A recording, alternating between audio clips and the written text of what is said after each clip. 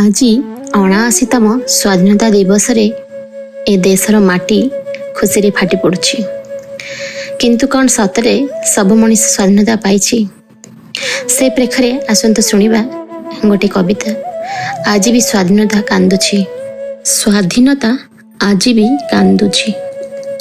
ସ୍ୱାଧୀନତା ଦିବସ ଆସିଛି, କିନ୍ତୁ ସ୍ୱାଧୀନତା କାହିଁ? ସ୍ୱାଧୀନତା ନଥିଲା, ଆସିବ ନାହିଁ, ଆଜି ଏହି ବର୍ଷ କେବେ ବି ନୁହେଁ। ତେଣୁ ସ୍ୱାଧୀନତା ଆଜି ବି କାନ୍ଦୁଛି। ଦେଶ ସ୍ୱାଧୀନ, ମଣିଷ ସ୍ୱାଧୀନ, ବହୁତ ଉନ୍ନତି। ଚାରିଆଡ଼େ ଇଟା କାନ୍ଥ, ଚାରିଆଡ଼େ ଚକ୍ ଚକ୍ ରାସ୍ତା, ଖାଦ୍ୟର ଅଭାବ ନାହିଁ। ସ୍ୱାଧୀନତା ପରେ ନିଜ ଲୋକଙ୍କ ଠାରେ ଦାସ ହେଇ ବହୁତ ଟଙ୍କା କମେଇଛି, କିନ୍ତୁ ଆଜି ବି ସ୍ୱାଧୀନତା କାନ୍ଦୁଛି। ଆପୋଷ ଏବଂ ଭୟ ମାଧ୍ୟମରେ ଆଜି ବି ସମାନ ଅଧିକାର ନାହିଁ।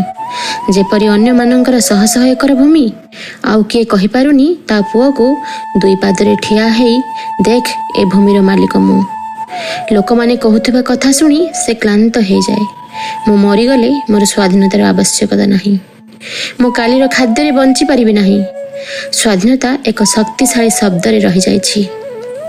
ଆଜି ବି ସ୍ୱାଧୀନତା କାନ୍ଦୁଛି। ବହୁତ ଆବଶ୍ୟକତାରେ ମୁଁ ମୋର ସ୍ୱାଧୀନତା ଚାହୁଁଛି, ଠିକ୍ ଯେପରି ତୁମେ। କିନ୍ତୁ ଅନ୍ତର ତୁମ ଗୁମ୍ଫାରୁ ବାହାରକୁ କିଏ ନେବ? ସବୁବେଳେ ପ୍ରଭାତୀ ତାରାକୁ ଦେଖି ସୂର୍ଯ୍ୟକୁ ଡାକିଥାଏ, ଆଉ ସୂର୍ଯ୍ୟ ଆସିଲେ ଦିନଟା ଆଉ କାହାର ହେଇଯାଏ। ଯେପରି ଅଗ୍ନିଶିଖା ଦ୍ୱାରା ରଥାରୁହି ମେଘ ଲୁଚିଯାଏ, ଏଠି ଶାଶ୍ୱତ ଚିନ୍ତାଧାରାର ଶାସକଙ୍କ ଦ୍ୱାରା ସ୍ୱାଧୀନତା ଆଜି ଲୁଚିଛି। ସ୍ୱାଧୀନତା ଆଜି ବି କାନ୍ଦୁଛି। ଗମ୍ଭୀର ସତ୍ୟ ସହିତ ଜୀବନର ଅସମ୍ପୂର୍ଣ୍ଣ ଅଂଶର ବିଚାର କରିବାକୁ। ଅନ୍ଧ ପ୍ରେମ, ଅସମାନ ନ୍ୟାୟ, ଗଦିର ଲୋଭ, ସମ୍ପତ୍ତିର ମୋହ କିଛି ଜଣଙ୍କୁ ସ୍ୱାଧୀନତା ଦେଇଛି, ଆଉ କିଛି ଜଣଙ୍କ ଲହୁ ଲୁହରେ ଭିଜାଉଛି। ଆଜି ବି ସ୍ୱାଧୀନତା କାନ୍ଦୁଛି। ହେ ସ୍ୱାଧୀନତା, ଜଣେ ମୂଲ ଲାଗୁଥିବା, ଜଣେ ଅପାଠୁଆ, ଜଣେ ମାଗଣାରେ ଖୁଣ୍ଟି ଖାଉଥିବା ଲୋକ କ'ଣ ସ୍ୱାଧୀନତା ଦିବସ ବୁଝିଛି? ସେ ସ୍ୱାଧୀନତାର ଆନନ୍ଦ ତାକୁ କେତେ ମିଳିବ ଖାଲି ବୁଝିଛି, ତାକୁ ଖାଲି କେତେ ମିଳିବ ବୁଝିଛି। ଆଜି ବି ସ୍ୱାଧୀନତା କାନ୍ଦୁଛି।